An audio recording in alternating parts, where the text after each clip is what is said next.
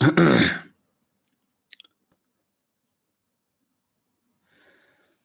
evening, everyone. Welcome back to another live stream. I hope everyone's doing well. Make sure we're live in a couple of seconds.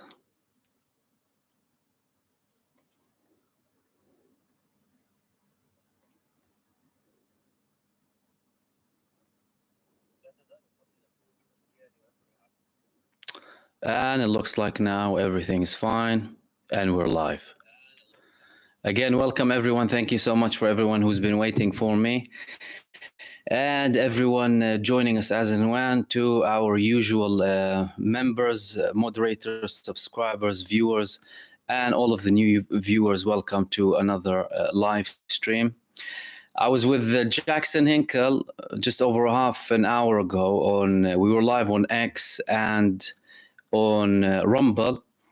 I hope you watched it. If not, I posted links on my community tab. Go ahead and watch it. We had a great conversation, me and Jackson. And I posted another video earlier on. If you haven't watched it, you can watch it. Obviously, you can watch both of them after the live stream. In the previous video, I spoke about the latest military updates, the resistance movements and their attacks from Lebanon, from Gaza, and from Iraq as well.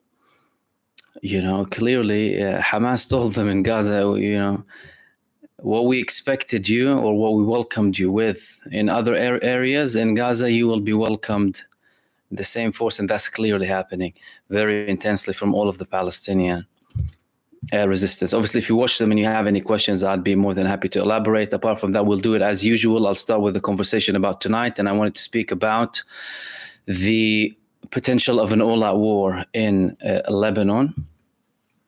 You have a potential all-out war, and about the negotiations explosion. Obviously, they can be reactivated later on, but so far, that's it. No delegations. Everyone is not talking. Hamas told them previously, if you invade Rafah, you will hinder the negotiations. That's probably what Benjamin Netanyahu wants to do, by the way. And after I speak to you about these two things, I'll open the space up for all of you to participate. But in the meantime, also shout out to everyone. And Mel Gon, thank you so much for your super thanks. And anyone else greeting from Durham, UK, from the US, New Orleans, Kirk. See, I know where you're from already, and from everywhere else. So I'll start off with the negotiation explosion. Okay. So Hamas told them previously, if you invade Rafah, Now, did Hamas mean a full invasion or part invasion? That's the thing, you know. Israel is now saying we're only invading East Rafah. We're not invading all of Rafah. Clearly, that was the deal, the hidden deal that they probably had with the US. Well, not so hidden. We've had some leaks to the media with the American administration and with the Egyptian administration as well, because both of them proved to have massive problems with the invasion of Rafah. And that's clearly evident now with Joe Biden and him halting, sending big weapons, 1,800 one-ton bombs, 1,700 250 kg, quarter of a ton, or vice versa, by the way, with regards to the numbers, 3,500 in total, saying that they were used in killing innocent civilians. So Joe Biden is admitting that there's a genocide. Alhamdulillah, good. Joe Biden is admitting there's a genocide. So Hamas said they'll hinder the negotiations, but we're still open. But for now, that's it. They stopped. So there was a report in the Israeli newspaper, Ma'ariv, one of the leading newspapers in Israel, that I wanted to share with you, saying, that's the title, the negotiations for the hostage deal collapsed. Quote, the talks will be stopped due to the activity in Rafah.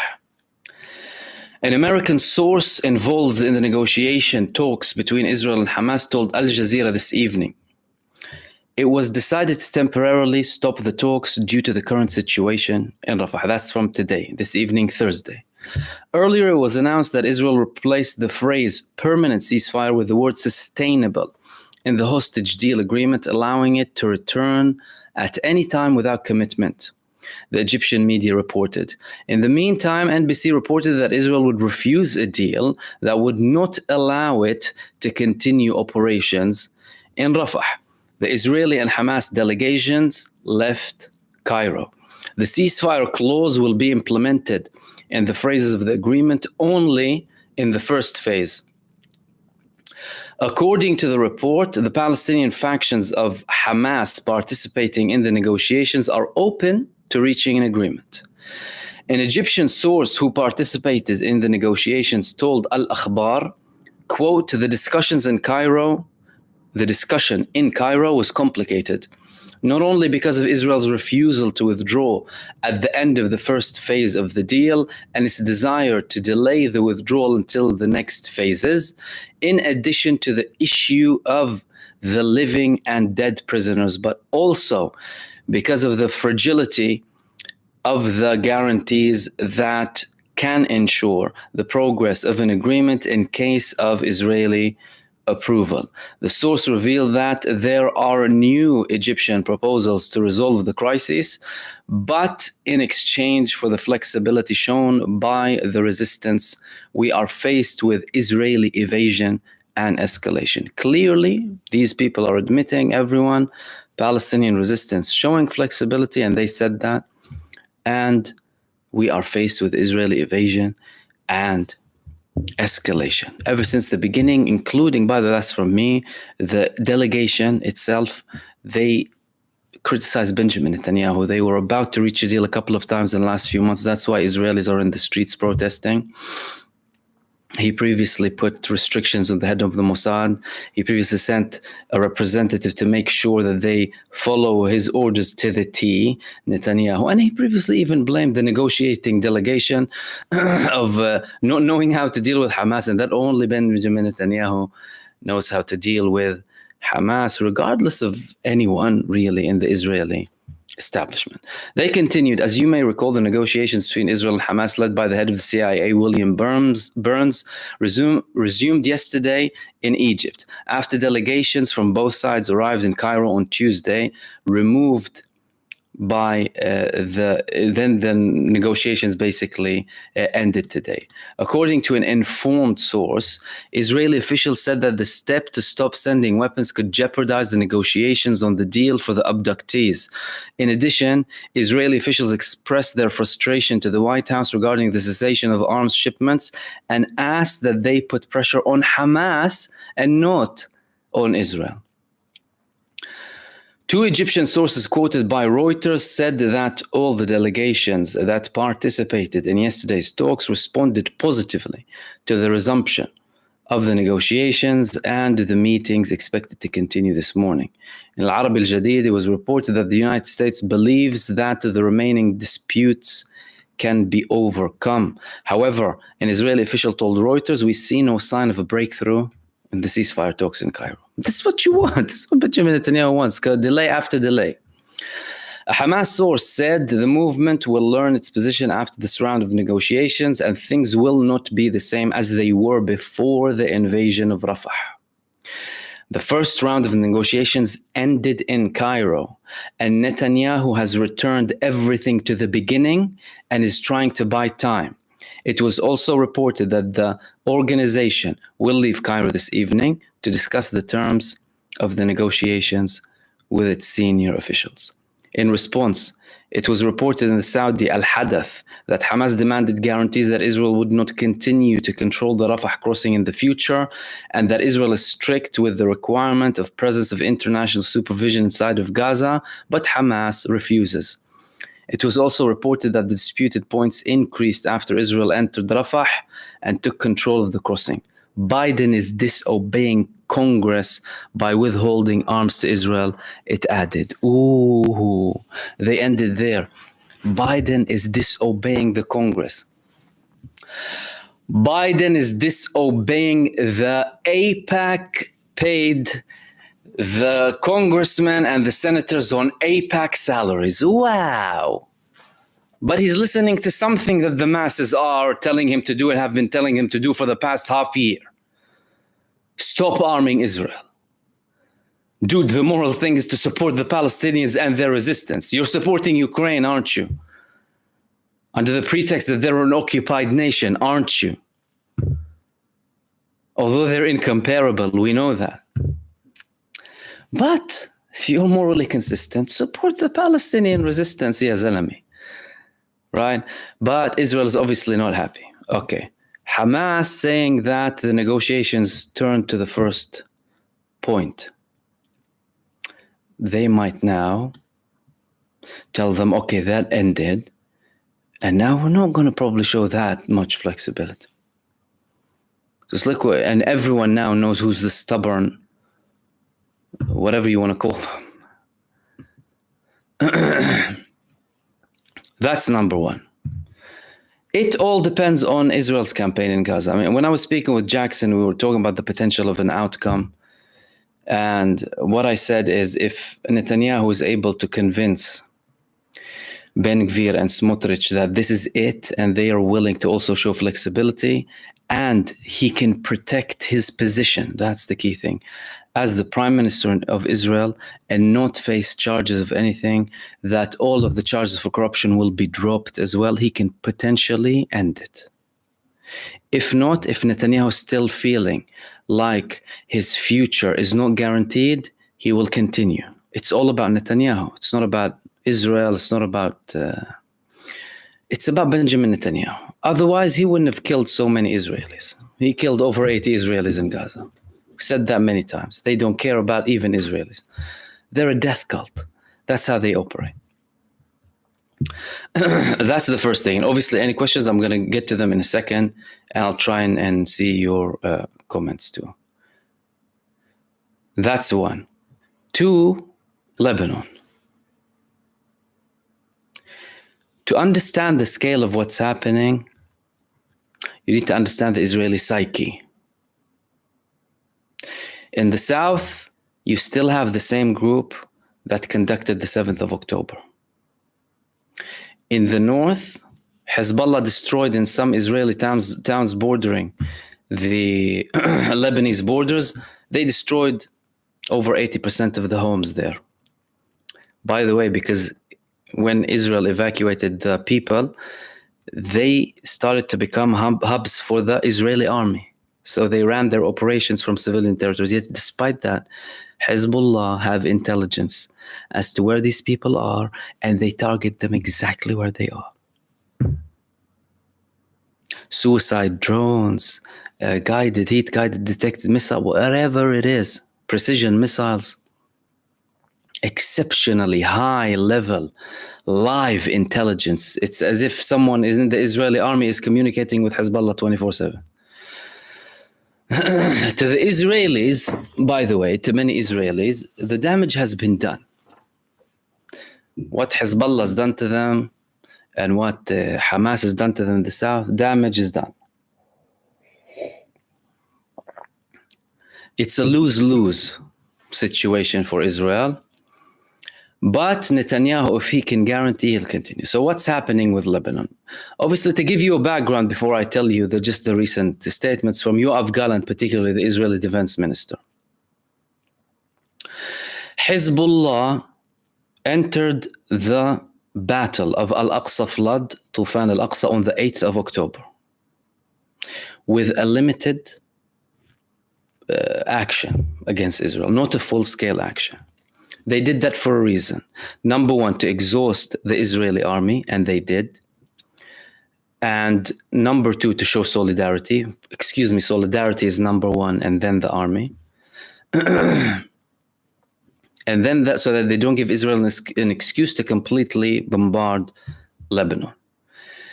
If Hezbollah carried out what they do without Hamas, Israel would have done to Beirut what they did to Gaza. In November 2023, the Israeli Defense Minister Yoav Gallant went to the border And when I say exhaust the Israeli military, I mean between 30 to 50% of Israeli resources are up north. So they weren't at liberty to use all of that force against Gaza. And that limited the level of barbarism and genocide. In November 2023, the Defense Minister Yoav Gallant went to the north and he said, we warn Hezbollah and we warn the Lebanese. We will do to the citizens, to the civilians, we will do to the civilians of Beirut what we did to the civilians of Gaza. Outright admission that these people target civilians and punish them. But his allies, these things can pass. They can call the Palestinians Amalek, they can call them human animals. It's fine, The enlightened democracies that are allied with Israel, they won't have a problem with that. Because it's their little baby saying that. Then they withdrew Division 36 from Gaza, sent it out to Lebanon. Historically, Division 36 consists of Golani, which has the experience up north. They're named Golani after the Golan Heights, Al-Julan, and they participated in wars in Lebanon in 82, 2000, 2006. Failed, but they participated, so they have some sort of experience. And they also withdrew because of their ideological differences, by the way. It's more of an established division in Israel, whereas the division fighting in Gaza, that now withdrew, by the way. They probably put in some forces now with the Rafah invasion, the Kfir division. It consists of West Bank squatters, radical religious Zionists, who are willing to die for messianic beliefs and delusions. So, there was another statement, and I'm saying that to give you the full picture. There was another statement from Israel saying that the two wars are separate wars. The war in Lebanon is something and the war in Gaza is something else. And if we reach a ceasefire, although Hezbollah said we will adhere to any ceasefire reached by the Palestinian resistance, will not mean that we are on a ceasefire with Hezbollah and Lebanon. Political mediation failed. The French authorities tried to mediate because France traditionally has more influence over Lebanon and Syria, in accordance with the Sykes-Picot Agreement, where the British Empire had more influence on the lower part of the Levant. And that failed because Israel is delusional, obviously. They want Hezbollah to move 40 kilometers up north to north of the Litani River. That's not going to happen. It didn't happen in 2006. It's not going to happen now. Hezbollah is not going to do that. Plus, they're the owners of the land. Who are you to tell them where to go? The world should tell Israel, withdraw from Palestine. That's what they should tell them. If anyone's talking about military intervention or imposing external will, impose it on this genocidal satanic death cult. They're the ones who are committing genocide. What did he say now? Summer might be hot in the north. Mission has not been accomplished. Summer might be hot in the north. Mission not accomplished. He wants to expand the war. They previously stated as well, if Hezbollah doesn't understand and doesn't reach a resolution with us politically, he will understand militarily. As if they can do something. I mean, who are they kidding? It's as if they're talking to themselves. Who are you fooling? Who are you fooling? You were defeated by the Palestinian resistance in Gaza. And they're less equipped than Hezbollah. Less equipped than Hezbollah. And they're the owners of the land. And Hezbollah are the owners of the land. Unlike you, foreign. You stole the land. It's different. And you sunk in the sands of Gaza. Do you want to be crushed by the mountains of Lebanon? Haven't you learned the lessons? from 2006. What's wrong with these people? But it's as if it's made for internal consumption, really. You know, they want to convince themselves. Although if you go and speak or listen to Israelis in the, for example, previous senior figures in the military establishment in Amman, for example, or other organizations, they will tell you we're unable to have war on two fronts. We can't. And we should end it with Gaza with like a 90% win over Hamas, because we will not achieve 100%. It will take us a very long time. You will never achieve a win on anyone. You're done. And then deal with Hezbollah. And then deal with Hezbollah. Attacking the mountains. These people have tunnel systems under the mountain. What are you talking about? They dug the rocks, electric systems, lines, everything goes from under the ground, over the ground, bang. The Israeli soldiers who fought in 2006 used to come back to Israel and say we were fighting ghosts. The jinn was fighting with them, they used to say. What are you going to do that again after you failed in that? Plus, is your army capable even? You have unwillingness to fight. Israel is fleeing Israel. People running away from the army, refusing to serve in their thousands. Plus, you're telling me 30,000 are disabled, but apparently less than 1,000 killed. Hundreds of thousands of PTSD. That's why they post these TikTok images of women's underwear and, you know, them bombing a place and look, and this is for them, and bombing universities. Now they're proud. There's one of them mocking the fact that they bomb schools so that they don't have any more engineers, the Palestinians. The Palestinians will learn in a tent. They had Gaza, the most well-educated places in probably across the world. They don't like that. That's why they bomb the universities and schools. That's what they want to do. Kill the people and their spirit and destroy every lifetime. Not gonna happen. Lose-lose situation. They're delusional. They're doing it for local consumption, really. But then again, in terms of action, by the way, you cannot know what they're capable of doing. Did what they do in Gaza make any sense? No, of course it didn't. Didn't do them any well. They lost sympathy. They lost support from their closest allies. Fell from their main supporter. They're nothing without the US, who took charge after Britain, by the way, after the British Empire. And now Clown Cameron is saying, you know, we won't stop arming Israel. We won't follow suit with America. It's because he has the historical obligation, like we gave them the land. I feel too bad of not supplying arms to them. We had the Balfour Declaration.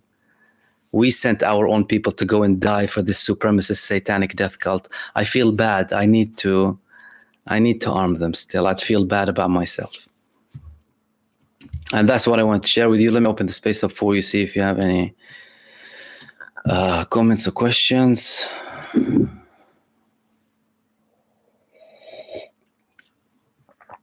And welcome, obviously, everyone. Greeting all our members, moderators, and subscribers, and everyone viewing as well. JF is saying 2,000-pound bombs have a lethal blast radius of 365 meters. That's the thing, you know, calling them precision missiles. And they call them precision. Okay, they can be precise in where they whatever they land or what have you, because we know they precisely target the house, for example, and they precisely target the hospital. So, okay, but then the scale. But now Biden woke up to the fact that these weapons were used in the past 7 months against babies by the child murdering forces.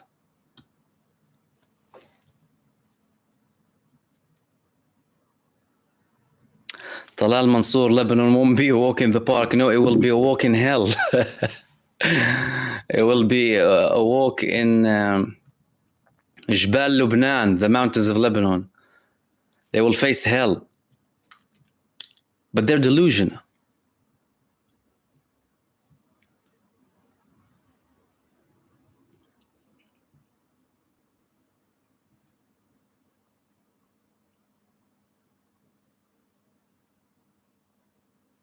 Tashikoma, what sort of logic is this? Hamas is not throwing bombs on the hostages, they are. Hamas is protecting them. Hamas is treating them kindly and well and nice. That's from the reports that the hostages, that the prisoners said when they got out. Yocheved Lifshitz. I remember when she went out, I'm like, I need to write every single word that this woman says because they're going to spin it. And I don't know how longer it's going to stay here. They were nice to me. They took care of food, medication. They were wounded but protecting me.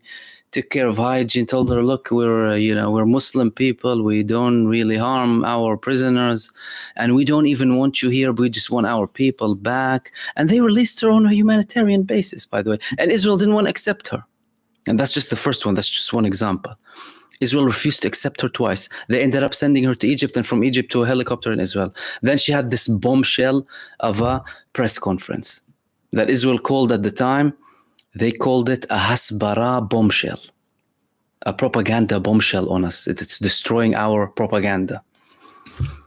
And she's the one shaking the hands of the Hamas fighters of Al-Qassam brigades. She going back to them. You didn't have to do that if they were evil and mean. Went back to them, shalom, and the body language, someone comfortable. That's how the Palestinian resistance treats its guests. And they told them, you're guests here. But we want our people back. Look, your country's been, kidnapping everyone. We want to end the misery of all civilians. But hey, your life is not worth more than ours of that. See, that's the thing here that people don't get. It's about life being worth more to them. They don't view your life or mine as they view their life. We're goyim. We're subhuman. And that applies on everyone. They'll call the US goyim. Everyone. That's the norm now.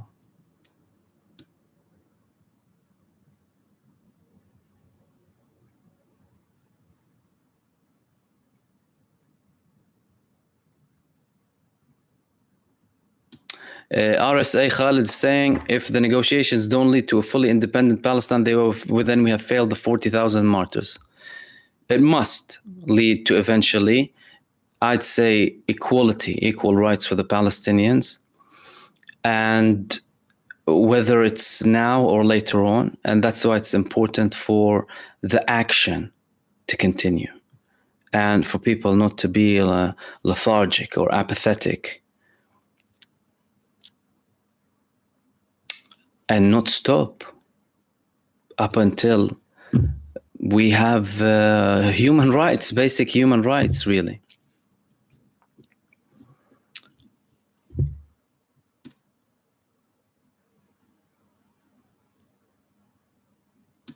James Thompson question, interesting question. If the IOF start a full-blown conflict with Hezbollah, will the Genocide Alliance help them, or are they on their own? Look, they're on their own. And I'll tell you why. The US sent its aircraft carrier and ships to deter Hezbollah in Iran. They withdrew it 2.5 months later. Why did they withdraw it? To use it as leverage against Israel. Israel was very, very furious about this move, and they tried to convince the US to bring them back. Netanyahu wanted everything to explode, to take away, to divert the attention.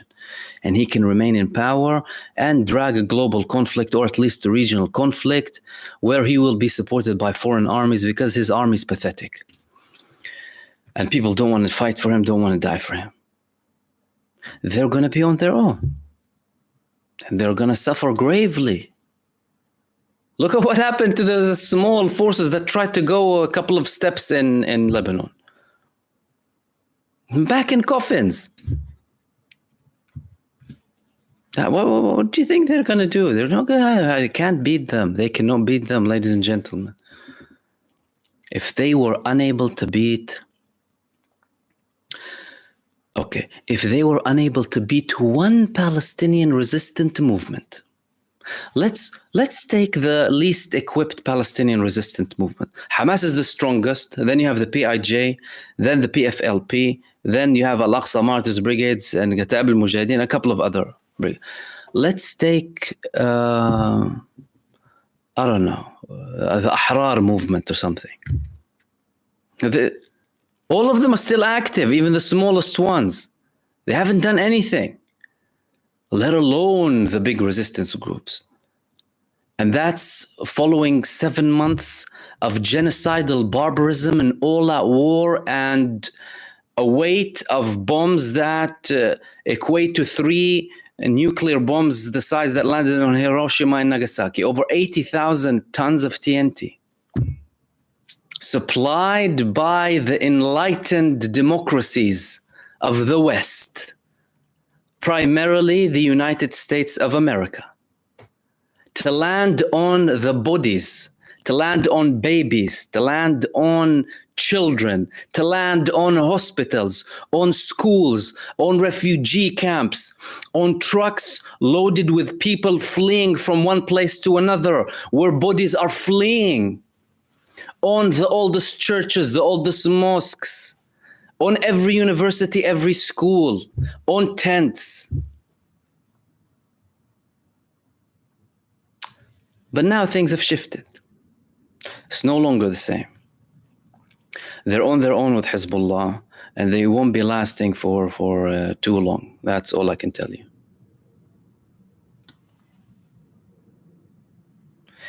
Jao, listen, thank you for that comment. I swear to you, this comment means so much. What if you were in Gaza? Question, what if you were in Gaza? What if those were your kids? If the West has pretending that you didn't exist, you didn't want the world to stand up, and the students finally did it. Let's get it, woo, you're saying. That's it, excellent. What if you were there? And I posted a video earlier on in the genocide, and I said something. I said, if you legitimize the act or are quiet on it, you legitimize it on you, and you're quiet on your own self. Don't expect sympathy from anyone. Because your life and your family's life is not worth than the life and the families of Gaza. They're not worth more. So that's it. What if you were in Gaza? We happen not to be there. If I was there, I'd probably be, I don't know, into pieces. I'm probably one of those corpses or decomposed bodies. You and your family, what would happen to you? That's the question everyone should be asking themselves. And yes, the students are rising up. And what do? They put draconian laws and beat them and try and imprison them. That's the world you live in. But again, you need to keep going so things can change.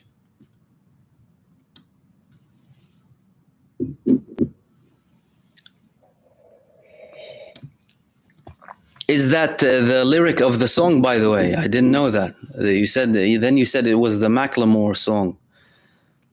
I don't remember the lyrics. Are they? If they are, then they're great.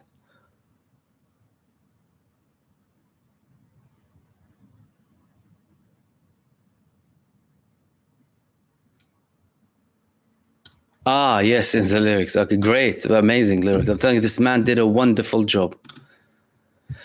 Blank Stairs, thank you so much. Saying hi, Mahmoud Adi, greetings to everyone for Palestine forever with the watermelon. Thank you so much. I really appreciate it. Where were we?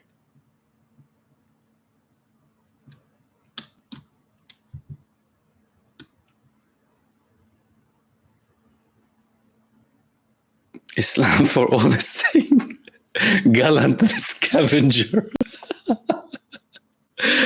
The vicious, greedy, ungrateful scavenger. Oh my God, that's so accurate.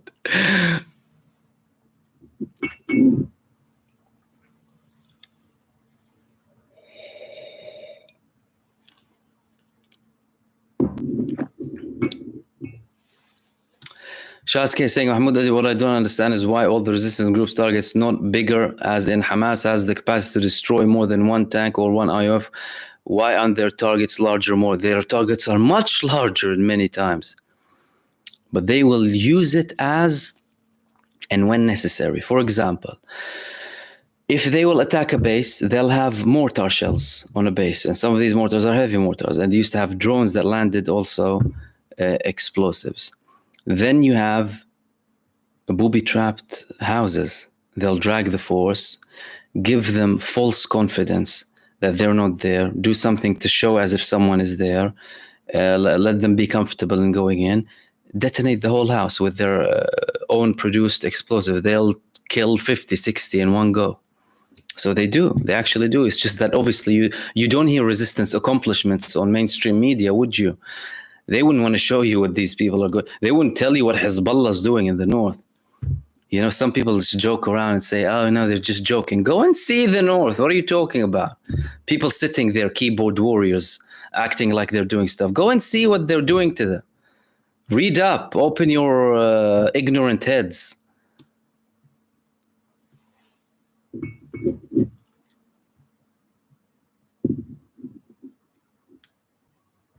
So they're targeting them very heavily.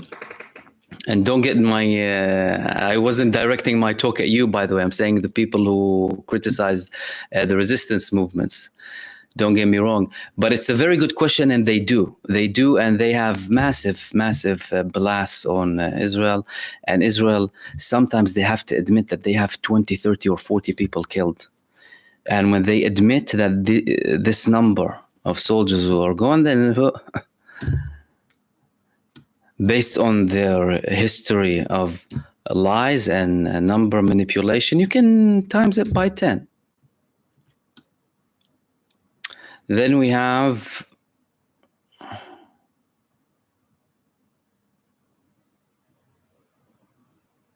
Marvin Vergus is asking, since Israeli forces have been depleted, do you think U.S. boots on ground or U.S. funded mercs like Blackwater? U.S. funded, mercenaries probably.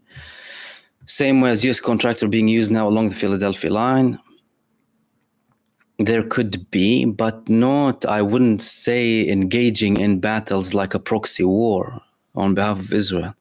Something very limited, probably not boots on ground and not proxy war. That's not going to happen. That is not going to happen. Who's willing to die for Netanyahu? Who's willing to die for Israel? Which ignorant fool, which genocidal maniac is willing to die for these people? They're probably going to have to take someone who is completely incapable as in he's not with it, right? From a mental institution or something, and take him. Who's going to... And even that won't work. I mean, Danya, thank you so much for your super thanks. You're saying it's quite delusional to expect everyone to live by one set of rules while they live by another. Means to justify the ends. No one is exempt from being subject to the laws that govern reality. Live reality or live in an asylum. Interesting. But some people prefer their own bubble. It's more comfortable to live in a bubble. It's more difficult to get out of the bubble. It's more comfortable to think, yeah, that's my view and everything I believe is right and everything that I ever believed was right and all of my opinions are right. And if you doubt me, then you're wrong. And you know what another problem is? Some people take themselves too seriously and take their own ideas too seriously, by the way. Your ideas and your knowledge can change based on new evidence, new information you observe. Your mind needs to be dynamic, not a dead brain. Okay, so I thought something 15 years ago. Well, over 15 years have passed. Have you seen the evolution and the revolution and the technology and AI? You need to have open minds and open hearts as well to absorb new things and unlearn sometimes, by the way. Not just learn new things. You need to unlearn. You need to kind of sometimes dismantle things you used to think. And it's difficult for many people. They just want to live in their own bubble. It's more comfortable, you know. I believe that and that's it. And there are no questions asked.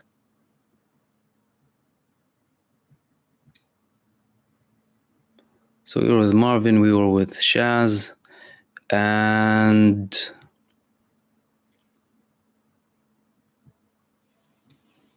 Where are we?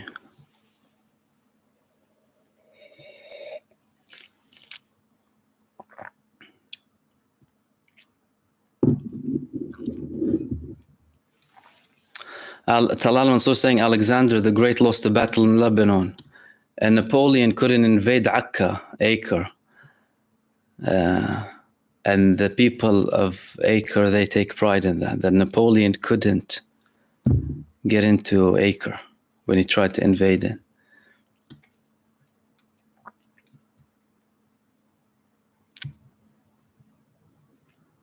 Where were we?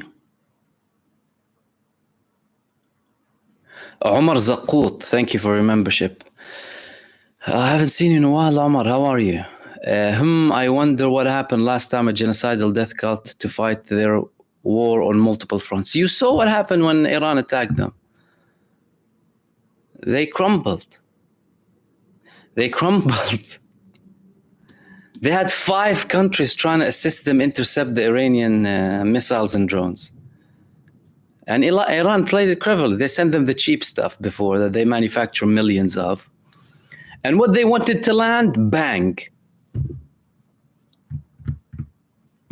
But there's the attack deniers. You can't do anything with them. These people will deny everything that comes out of Iran and Hezbollah, and they will deny everything. They'll tell you it's all a show. Because again, it's probably more convenient for them to believe that it's all the show. Because they're not doing anything.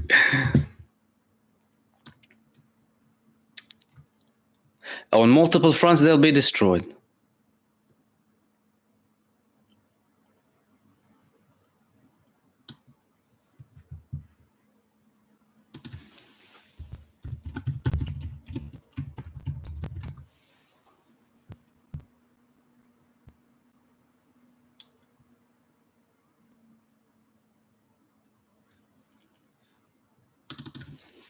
Someone is asking me here. Who was that?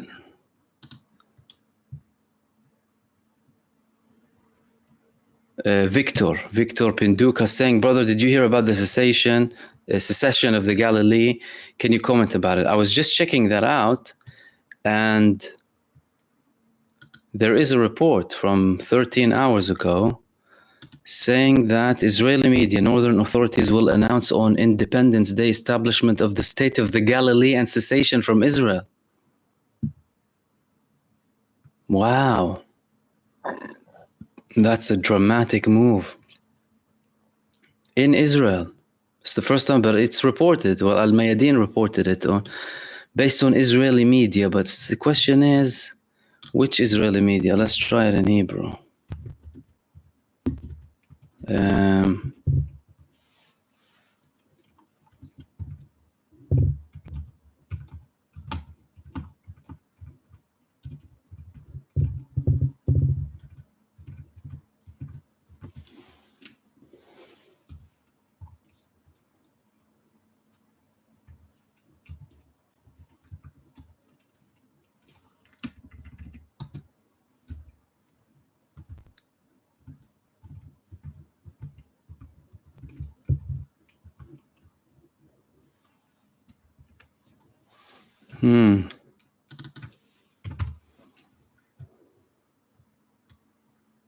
Yes. It was also reported in Israel. Well, in some Israeli media, but that's just very recent.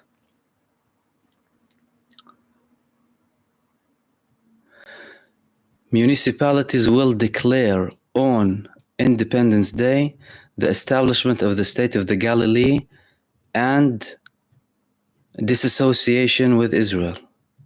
Wow. See, that's what Hezbollah is doing. Who did that? Hezbollah did that. So, let me read it out for you actually. Hold on a second. That's very interesting. Hey, thanks for pointing that out, by the way, Victor.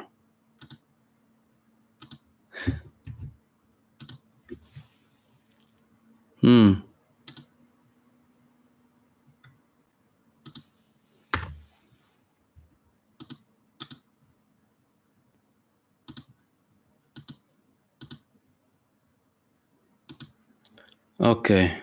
They're saying local authority heads are sick of the government ignoring them.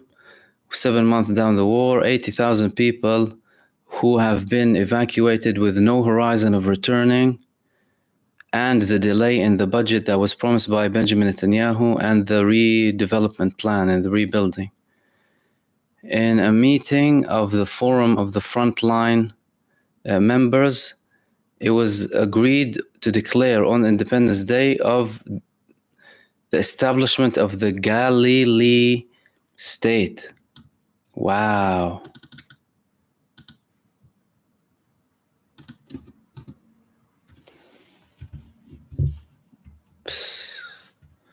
And complete disconnection with Israel.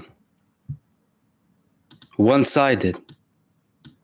This extreme move will be accompanied by other moves. The main thing that led them to this is Prime Minister's answer to... Sorry if I'm taking my time because I'm translating live here. There's a problem with the translation. To the response of Benny Gantz as published in Channel 12, Gantz wondered if the residents will go back on the 1st of September to begin the studies, and Netanyahu responded, what will happen if they will go back a few months after the 1st of September? That's what made them angry. Netanyahu basically belittling them returning several months after the beginning of the school year in Israel, the 1st of September. This is very significant. So that made them outraged, and they decided to take the gloves off and fight for their house.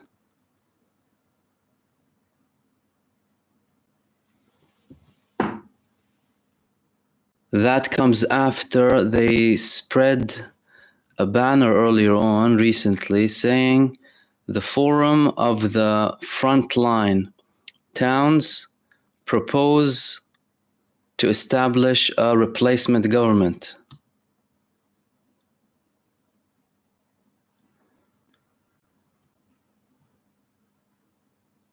All the details can be found in the hotels where the evacuated are. Wow, and all of the other people. Because they're not giving them the money as well. And they're protesting in Jerusalem and Haifa saying, don't have a political agreement with Hezbollah.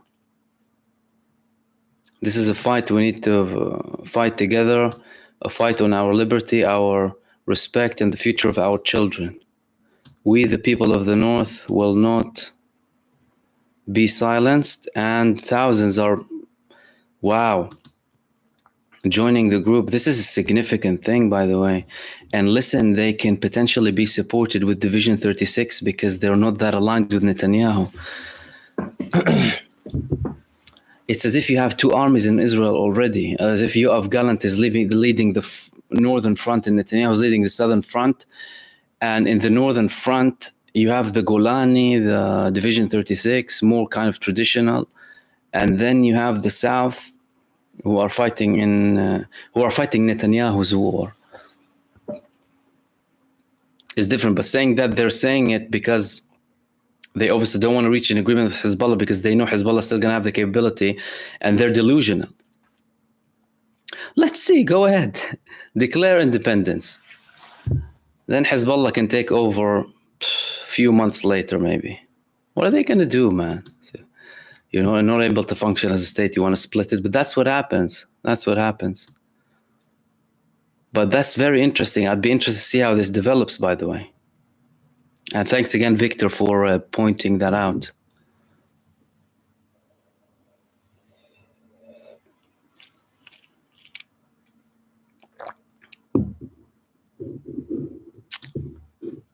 Josie Buzz is asking, does the UK even have weapons to give? Very interesting question.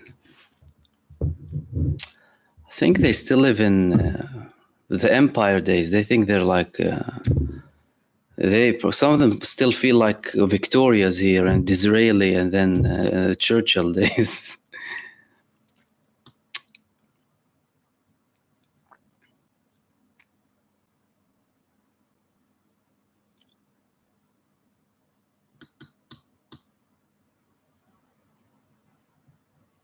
Tashicom is saying it's true that the US will control Rafah. That's what's been reported, but the Palestinian resistance said that we're not gonna allow that. Stephen Burrow is saying, Mahmoud, you touched on the link, and some of you said, Mel Gon said, congrats on your collab with Jackson. Thank you. We're hopefully going to have more things with Jackson Hinkle. I will be inviting him to my show here, and I might have some more things with him on Rumble and X. And Stephen said, Mahmoud, you touched on the tunnels in your talk with Jackson. Can you say more about the possible links into Egypt? I quoted an Israeli senior who used to be responsible for a unit in the Israeli Military Intelligence Directorate that used to conduct espionage and analysis of infrastructure in the Arab states. He claimed that Egypt has 60 attack tunnels. If you go back to my video, it was like from 4 or 5 months ago. He claimed that there were 60 tunnels in Sinai, some of them 10 meters wide, 10 meters tall, can fit in trucks and very heavy equipment. And he said Egypt, he back then was the person who said Egypt broke every line of the ceasefire treaty. He said Egypt has them as attack tunnels. Attack why? As a potential repercussion if we operate on top of Sinai, admitting that Israel might operate in Sinai one day, something which the Egyptians are aware of. They're not delusional. Their enemy is Israel. They have a treaty with them. That doesn't mean they're not their enemy. All of the military training is on for the northern eastern front, Israel. Every year they celebrate the 6th of October. And when they liberated Sinai. And there are most probably large tunnels from Gaza to Egypt. Both will deny. Israel will suspect and won't be able to get their hands on them. Why should they? It's none of their business. They should get the hell out of there. And anything that Gaza needs should go from over the ground. Weapons to defend themselves, anything. It's considered an occupied territory, isn't it? Right? Obviously, we want to solve the whole problem with equality. Israel doesn't want equality. They want supremacy. In the meantime, Gaza is an occupied territory. Let them get in over the ground, whatever the hell they need. What, can Israel receive an air bridge of 1-ton bombs and whatever they need and shells for tanks and what have you? And the people fighting for their rights and fighting occupation, looking to end occupation and suffering of their people. They need to secretly smuggle. What kind of a world is this? You have planes going to Ukraine to help them oppose an occupation, don't you? You train their military in your own countries, don't you? You send your military professionals there to support them, don't you? Do it with Gaza. Why don't you do it with the Palestinian people? Why are you on the wrong side? I know we all know why they do it in Ukraine anyway, but I'm just, hypothetically, if the argument is we support people under occupation, right? You need to give that argument. Well, that's your argument, mister. Then here you have it. They're occupied. Well, they're occupied too. But that's why everything is flipped. I mean, the Ukrainian Zelensky, he supports Israel. It shows you who he is and who are they supporting. It's not related to like the people. They're careless about the people. They don't care about their own people. That's why you have poverty, people barely breaking even, people dying in the streets.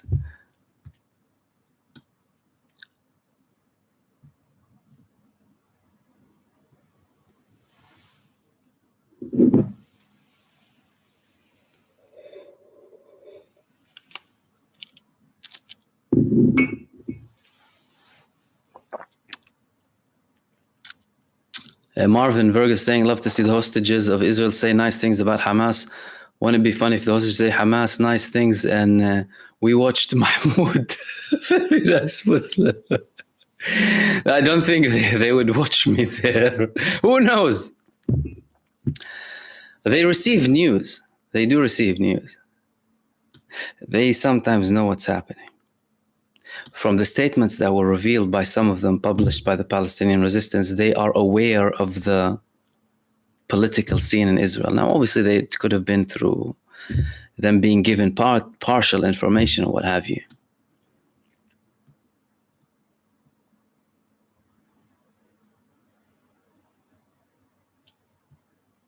Mel Gon is also saying, a mother sent a letter to Hamas to take care of her daughter while in the tunnel. Yes, I spoke about that as well. I made a video about it. Treated her like a queen. But obviously, MSM wouldn't want to show you this.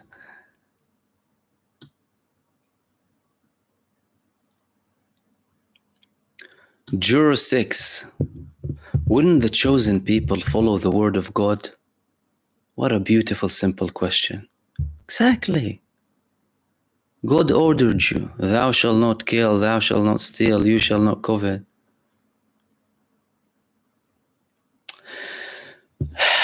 We all know this is all a front. They're doing Judaism as a front for a neo-colonialist, neo-fascist, violent ideology to oppress people. And they're using Judaism as a front in collaboration with the racists that were in Europe and still are to this day, some of them in power. European governments, early 20th century, they had a problem with Jewish people. They were looking for the final solution to the Jewish question. And Zionism emerged and handed them that solution. Jews of Europe, come, promised land. Why? God promised it to us. Is someone there? No. It's a land without people to people without a land. Come. Went out of Europe, problem solved. We don't have to mass murder you in Europe. We did our bit. That's what they thought. And then mass immigration. That's probably why they still want Israel now. That's probably why. What, did the Middle Eastern countries, the Muslim and Arab countries have a problem?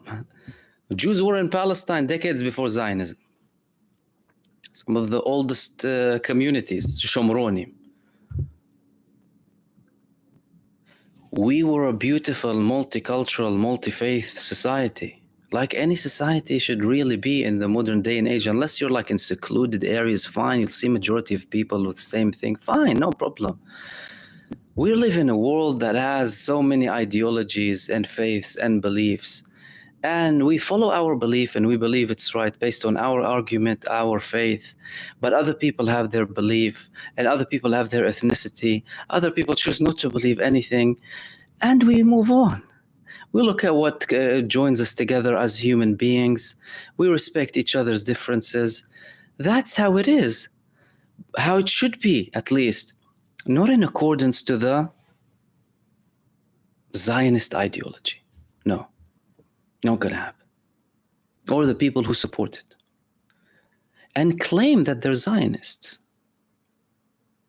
It's like someone in Europe claiming, I follow the ISIS ideology.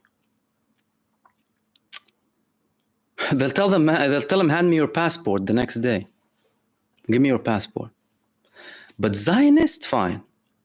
So you believe in racial supremacy? You believe only the Jews should have privilege and not the Arabs, Muslims, or Christians, or anyone else? Okay, that's fine. I'm a Zionist too. Hell, okay. What kind of a world do we live in? But all of that is collapsing. All of it is collapsing. Alhamdulillah.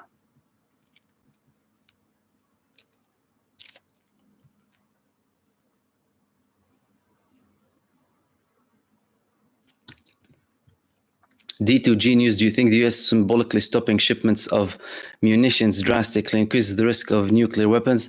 The elections are around the corner, ladies and gentlemen. The US knew exactly who they were sending the weapons to. When the weapons were used and bombing the bodies of little children and babies and infants and women and innocent people, the United States administration and the White House were defending Israel's actions, saying that it's the Hamas-run authority in Gaza spreading these lies. It's the Hamas-run authority. It's the Hamas-run health ministry.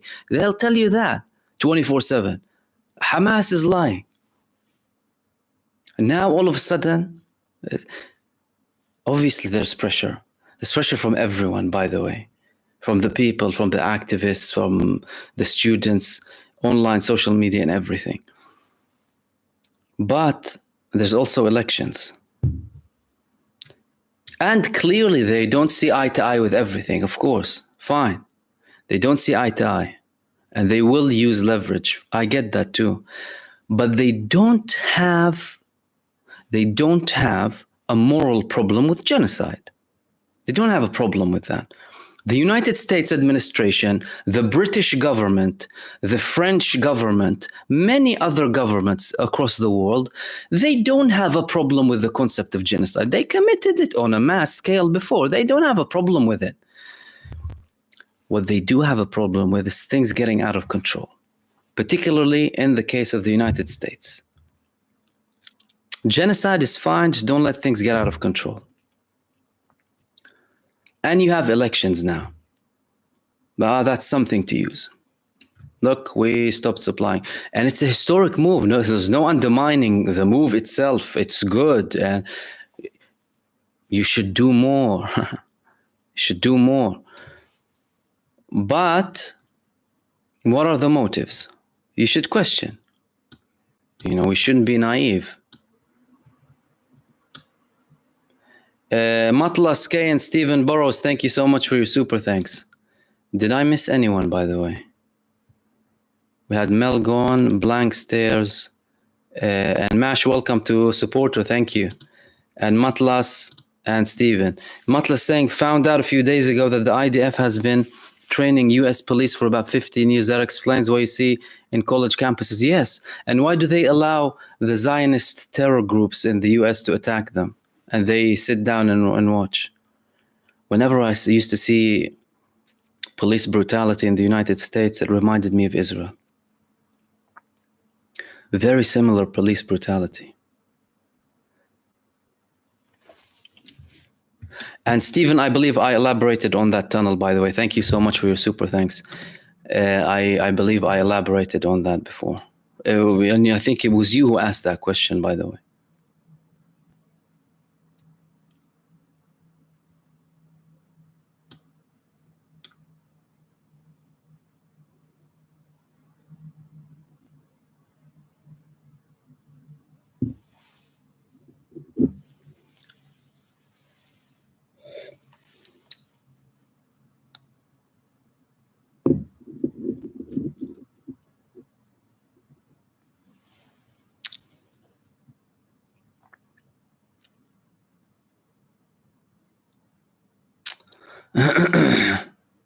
Marvin, that's a nice suggestion.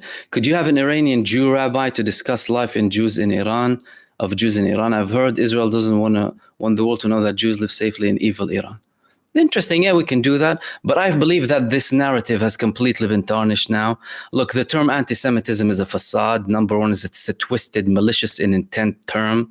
If there's any problem against Jews, it would be Jew hatred or discrimination against Jews, similar to how you have Islamophobia or discrimination against Muslims or discrimination against Christians. The term anti-Semitism is malicious in intent to tie the Jews with the land, which was what the Zionist movement wanted, ethnicizing Judaism. It's wrong, the term. Anti-Semite means anti-Semite. I'm a Semite, dude. Palestinian, Lebanese, Syrian, that's sham. A sham. Right? Semitism. They stole it. But now the whole narrative is collapsing. Everywhere you go, you have vocal Jewish people. And I always say, although if you go to Israel, if you see people acting and talking on behalf of Judaism and having the Star of David and coming to kill you, it's quite difficult to convince them that it's not the Jewish people, by the way. But we repeatedly say, ladies and gentlemen, let's not make it out a religious thing. No, it's not a religious war.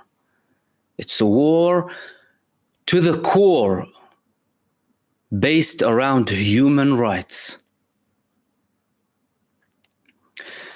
If Israel was called the kingdom of Judea,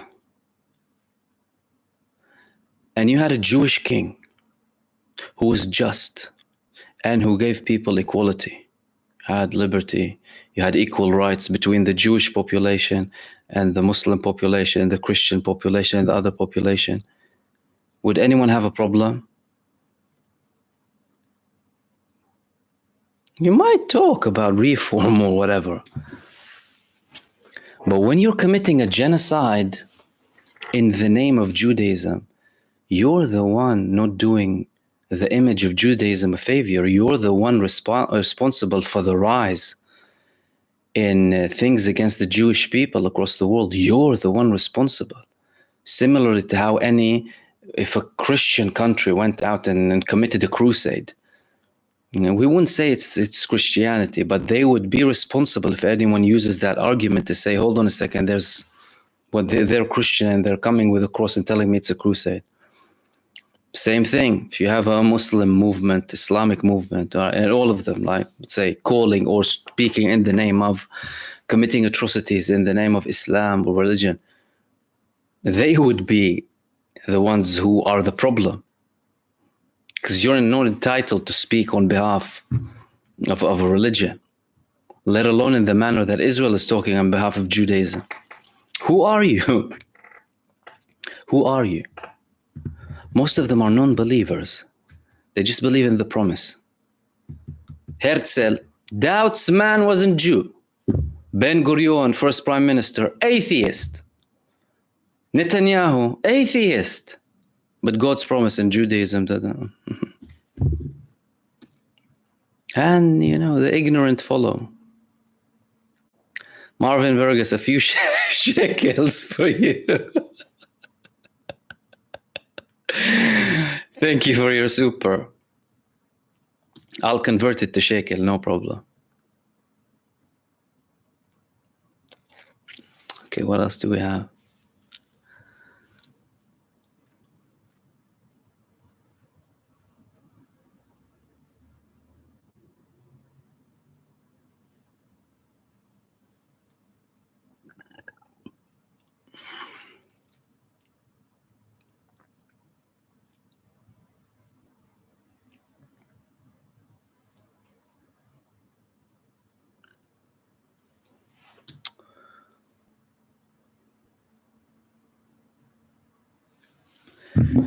Yeah, Koopa Koop, we'll end it with that one. And Steve, welcome, said new here. Jackson sent me welcome, thank you.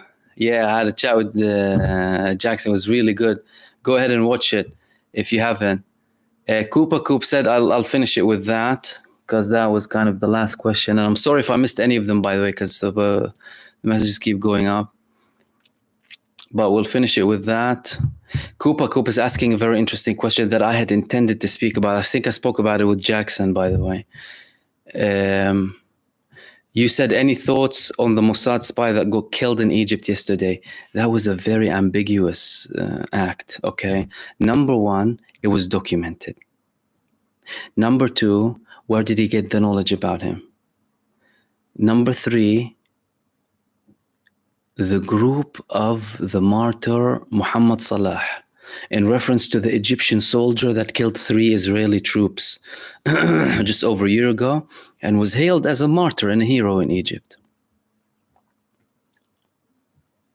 To me, it looks like an undercover government attempt to send a message to Israel. Because like I told you, Egypt doesn't like to do things visibly.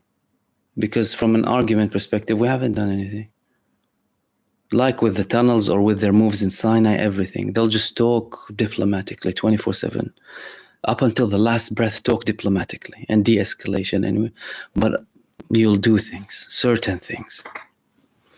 I wouldn't be surprised if it was a deliberate attempt made to send a message to Israel that we're capable of doing that, and we knew that, and we wanted to publish it, and there you go. So we'll finish it at that. And again, thank you so much for everyone who participated, who joined. Thank you everyone new, by the way, joining us for the first time, all of the members, subscribers, moderators, and everyone who sent super thanks. Mel Gone, Blank Stairs, Amin, Dania, Mash, Mash, welcome to supporter, Matlas X, Stephen Burrows, Marvin Vergas, and John 11. Thank you all for your super thanks, for your contributions. I really appreciate them. And thank you everyone else. And I will hopefully be with you tomorrow. If you haven't watched my previous video, you can go ahead and watch it. And again, I posted the links to my my live show with Jackson Hinkle on Rumble and X on my community tab. You can go ahead and find it and support Jackson with his work as well. He does a very valuable work. And apart from that, I will hopefully see you in the next video. Good night, everyone, and take care of yourselves and sleep tight.